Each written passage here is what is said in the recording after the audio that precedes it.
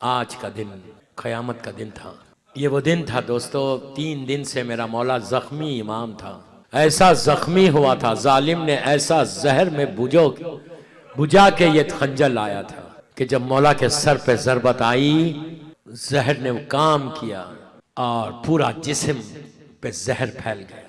जो डॉक्टर हकीम आया था उसने जवाब दे दिया था कि मौला हसन को कि अब तो आपके बाबा नहीं बच सकते। दोस्तों 19 की सुबह से लेके आज की सुबह तक कैसा गुजारा मौला ने, मौला जाने या मौला का खुदा जाने। सिर्फ आप इससे अंदाजा लगाओ कि औलाद कैसे तड़प तड़प के रो रही थी। मौला इमाम अली उस सखी का, उस बंदे का नाम है कि जिसकी जिंदगी एक मोजिजा है। मस्जिद कूफा है, दिन का वक्त, लोग नमाज पढ़ के चले गए जोहर की नमाज के बाद। मेरा मौला नमाज, कैसा कैसा बंदा था ये। जब नमाज के बाद मौला एक गोशे में जाके बैठ गया, अकेले, पूरी मस्जिद खाली है। एक मुसाफिर आया, उसने नमाज पढ़ी। नमाज पढ़ने के बाद मौला को देखता है, मौला ने उसको सलाम किया। हमेशा अली सलाम में पहल करते थे, सिर्फ बोला नहीं था अली ने, लेकिन हमेशा पहल करते थे। सलाम किया, उसको बोला फद्दल। वो आया अली के पास, वो नहीं जानता था ये कौन है। कहा बैठ जा, बैठ गया। इमाम ने कहा तू खाना खाएगा, भूखा है, जोहर का वक्त हो गया है। उसने कहा कि हाँ अब दे खुदा, ए अल्लाह के बंदे, मैं बहुत भूखा हूँ। तो मौला ने उनके पास जो रोटियां थी वो निकाली और एक जाम में पानी रख दिया। अब वो देखता है गौर से और इमाम अली को देखता है, जानता नहीं है रोटियां भी सूखी भी हैं, पानी है। अली ने कहा कि फद्दल बिस्मिल्लाह। उसने रोटियों को देखा और अली को गौर से देखा, देख के कहा है कि अल्लाह के बंदे ये खाना तुझे मुबारक हो।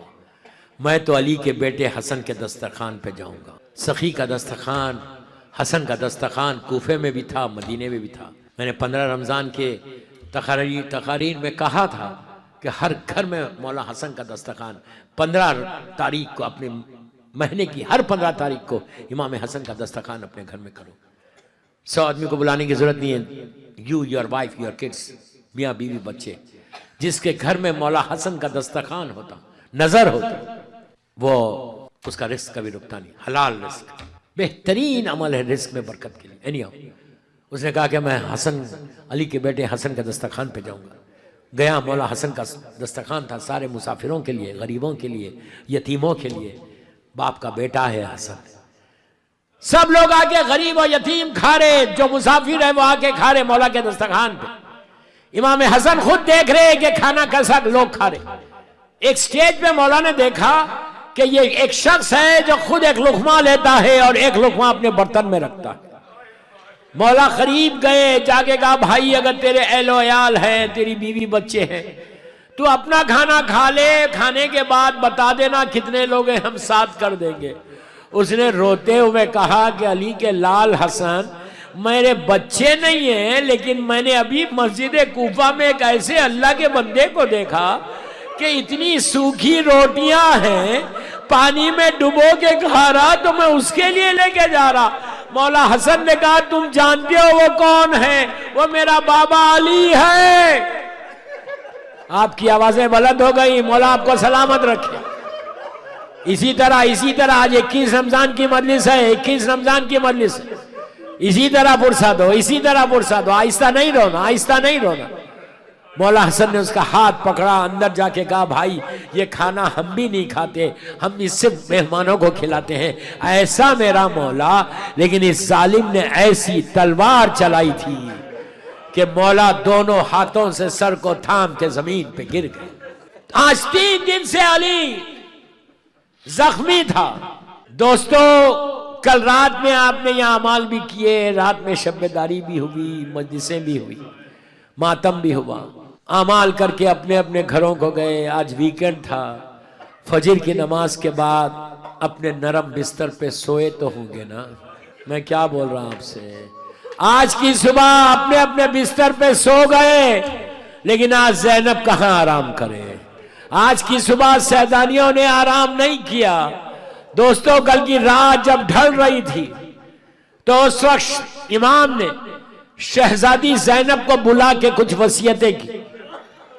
एक वसीयत कल आपने सुनी, कल शब की मजलिस में एक और वसीयत की थी, वो उस वक्त सामने आई है 20 साल के बाद लगभग, जब मौला अब्बास रुखसत के लिए बीबी जैनब के पास गए, समझे, जब आशूरे के दिन शहजादी के खैमे में गए और बीबी के पास जाकर ये कहा कि बीबी मुझे मरने की इजाज़त दीजिए, बस अब्बास ने ये कहा, जैनब ने सुना, सुन के कहा अब्बास जा तो रहे हो लेकिन जाते जाते एक बात सुनते हुए जाओ।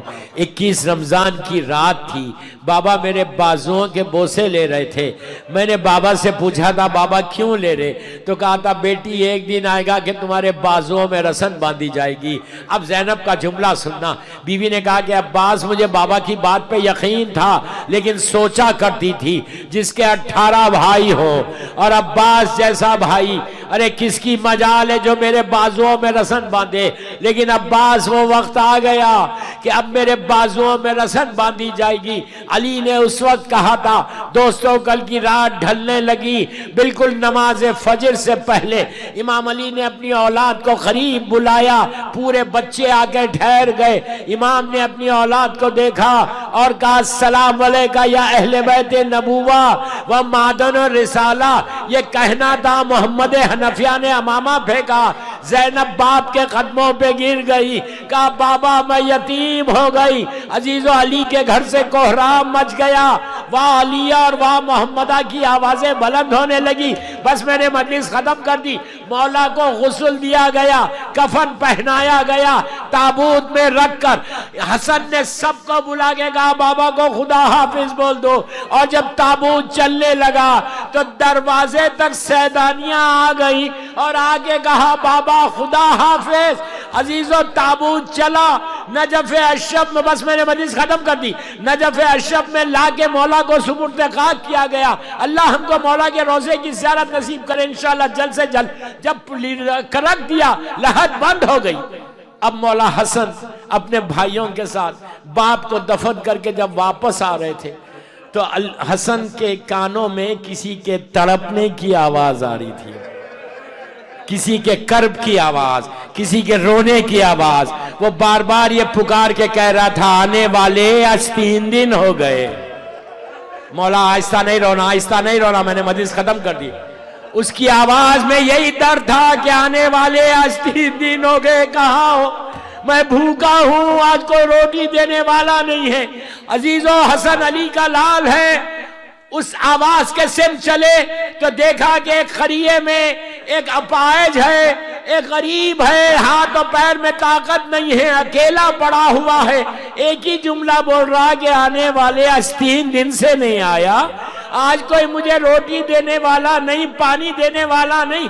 अजीजो हसन करीब गए, जाके कहा भाई तू किसको पुकार रहा, तो कहा एक आता था जो अपने हाथ से रोटी खिलाता था, अपने हाथ से पानी पिलाता। हसन ने कहा तुमने उसका नाम पूछा? उसने कहा जब भी मैं पूछता कि तुम कौन हो तो वो भी ये कहता मैं एक अल्लाह का बंदा हूँ। अजीजो फिर इमाम ने कहा कि कोई उसकी निशानी है, कोई निशानी है। बस ये अपाहिज एक लम्हा रुका, रुक के कहने लगा भाई तेरी आवाज उसकी आवाज से बहुत मिलती है, बस ये सुनना था। हसन ने कहा क्या वो कभी नहीं आएगा, वो मेरा बाबा अली था जो 3 दिन पहले सर पे सरबत खा के दुनिया से